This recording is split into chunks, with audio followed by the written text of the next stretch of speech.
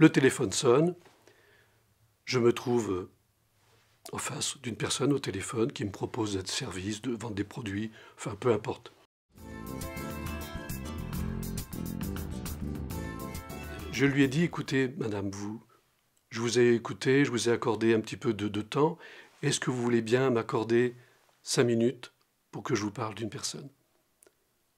Vous ne la connaissez peut-être pas, mais elle vous connaît, elle sait tout de vous, elle vous aime. Cette personne-là, je vous l'annonce, elle s'appelle Jésus. Est-ce que vous avez déjà entendu parler d'elle? Voulez-vous la connaître?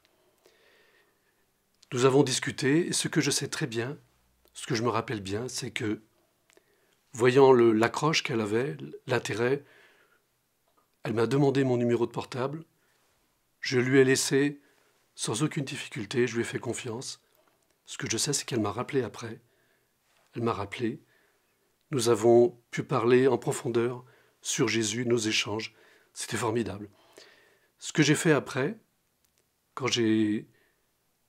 c'est de faire appel à l'Esprit Saint pour qu'il vienne me guider, pour qu'il vienne parler en moi, pour qu'il vienne parler au cœur de cette personne-là.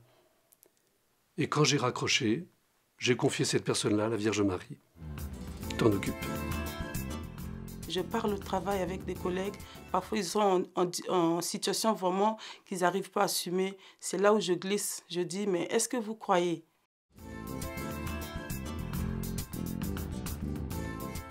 Oh non, je ne crois pas. Oh, je suis musulman.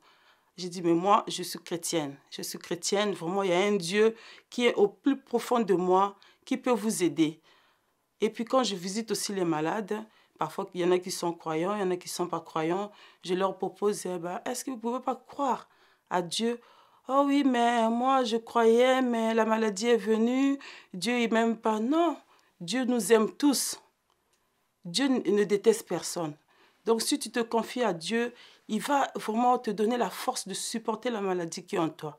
Et puis, quand je fais une seconde visite, la personne me dit « Ah, mais tiens, Colette, est-ce qu'on peut parler un peu de ton Dieu ?» Non, ce n'est pas seulement mon Dieu, c'est le Dieu de nous tous. Il est là pour nous tous, il nous aime, il nous accompagne dans nos détresses, dans nos soucis, les maladies. C'est le Dieu de nous tous. C'est là où je glisse mon témoignage pour ma foi. Mais sinon, croire en Dieu, vraiment, c'est une merveille en fait. Je ne sais pas qu'est-ce que j'allais faire si je ne croyais pas en Dieu. J'ai demandé à une amie de bien vouloir me rendre des services, faire le ménage, tenir un stand pour la kermesse.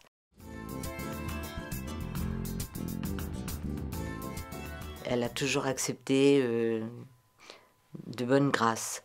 Et petit à petit, je lui ai proposé aussi de revenir à l'église. Elle était éloignée de l'église depuis très longtemps.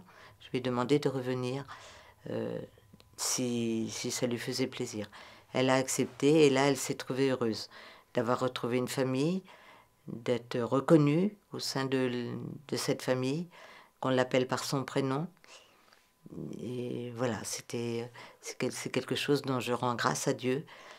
Chaque dimanche, quand j'entends à la messe le prêtre qui dit « Nous rendons grâce à Dieu de nous avoir choisis pour servir en sa présence », c'est exactement ce que je ressens. J'ai une maman qui est en maison de retraite et un jour, en sortant de sa chambre, j'ai aperçu que la chambre d'en face, la porte était ouverte et qu'il y avait une nouvelle résidente. Et elle était là, assise sur son fauteuil roulant, l'air un peu triste, attendant quelque chose. Donc je suis allée la voir, je me suis présentée et donc je me suis aperçue tout de suite que c'était quelqu'un d'aimé puisque sa chambre était bien décorée avec des photos de sa famille, etc. Mais elle m'a dit combien elle était triste de se trouver dans cette chambre après avoir habité 50 ans dans un appartement où il y avait du bruit, mais enfin c'était quand même son appartement.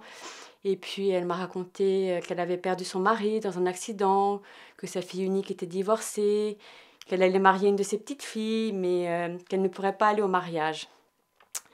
Et là, je me suis dit, il faut que tu fasses quelque chose. Et donc, je lui ai dit, Madame, comment vous appelez-vous? Et elle m'a dit, Hélène. Et là, je lui ai pris la main et je lui ai dit, Hélène, je vais prier pour vous. Et là, ce qui m'a saisie, c'est que son corps a réagi en premier, j'ai senti que son corps tressaillait. Et après, elle m'a regardée dans les yeux et elle m'a dit « Il y a tellement longtemps qu'on ne m'a pas dit une chose pareille. » Pour moi, le lieu où il y a en fait des occasions à saisir ou même à créer, c'est le boulot. C'est là où je passe l'essentiel de ma vie.